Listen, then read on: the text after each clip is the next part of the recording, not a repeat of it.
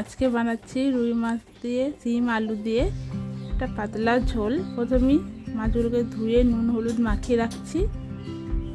কড়াইয়ের মধ্যে সর্ষের তেল দিয়ে দিচ্ছি। তেল গরম হয়ে গেছে, দিয়ে দিচ্ছি নুন হলুদ মাখিয়ে রাখা মাছগুলো।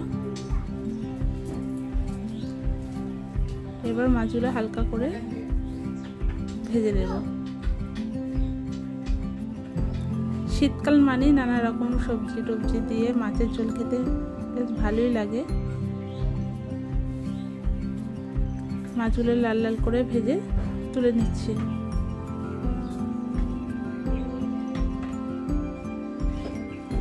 আপনারা কিভাবে মাছের ঝোল বানান অবশ্যই কমেন্টে জানাবেন।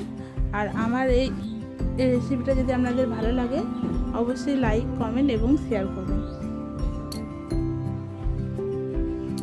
তারপরে কড়াইয়ের মধ্যে একটু সর্ষের তেল দিয়ে দিচ্ছি।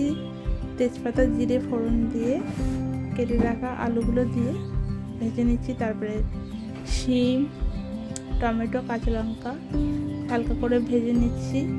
তারপরে পরিমাণ মতো নুন দিয়ে দিচ্ছি। বেটে রাখা মশলা দিয়ে দিচ্ছি আদা জিরে শুকনো লঙ্কা বাটা,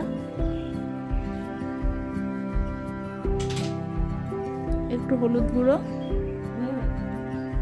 তারপরে মশলাটা ভালো করে কষিয়ে নিচ্ছি।